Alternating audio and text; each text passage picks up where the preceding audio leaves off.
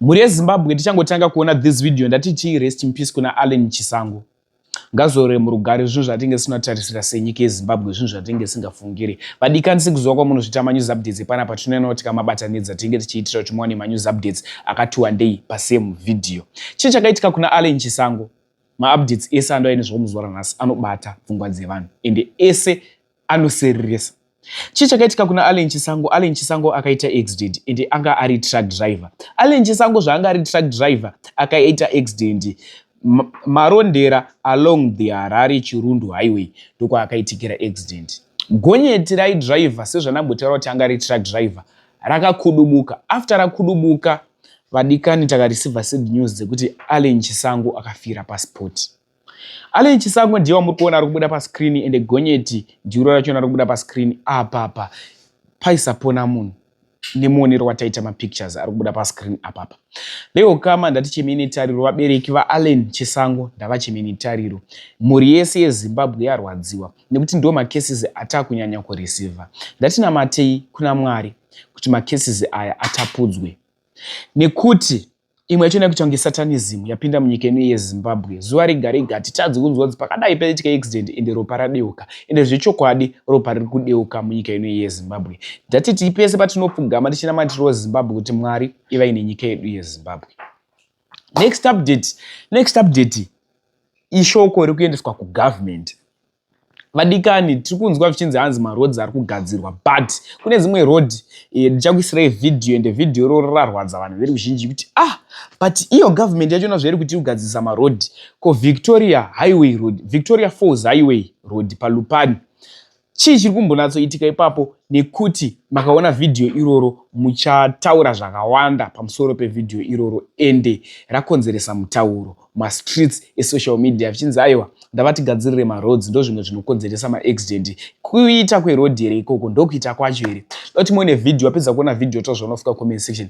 Ini sahatirari ndiri pakufamba nezvinhu zviri kuitika munyika yedu yeZimbabwe. Handiteke side kana kuuya nemanews updates efake ane nhima mukati. No, izvozvo takaramba. That we need this video.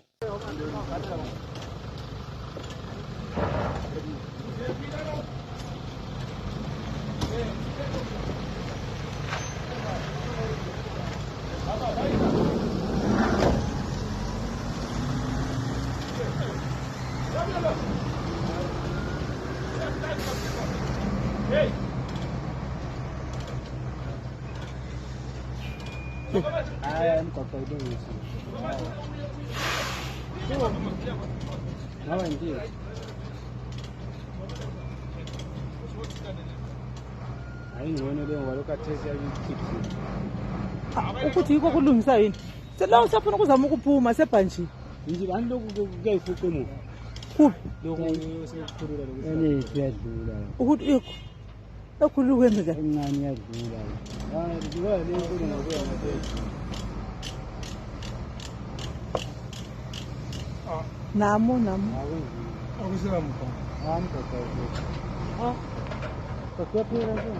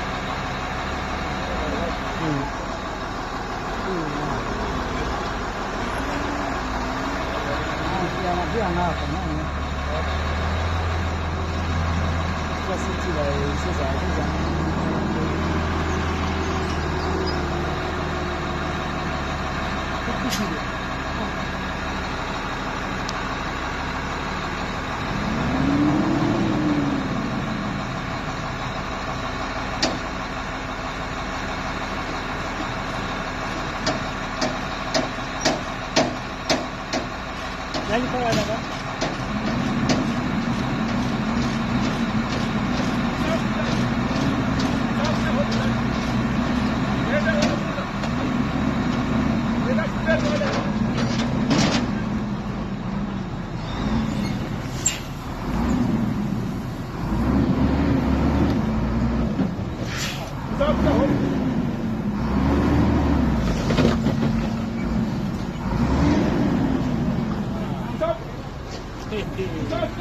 Ngabanja.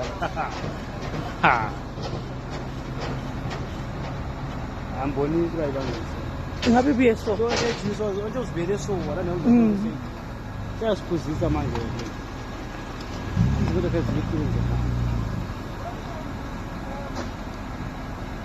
Driver lo ngoba ngini abantu. Awusela khona kuyakho.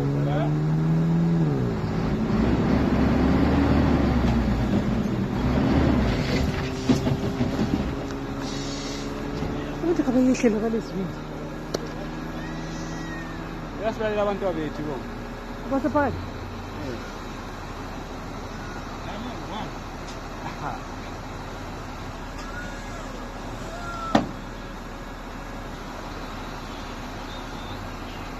Ah, ya.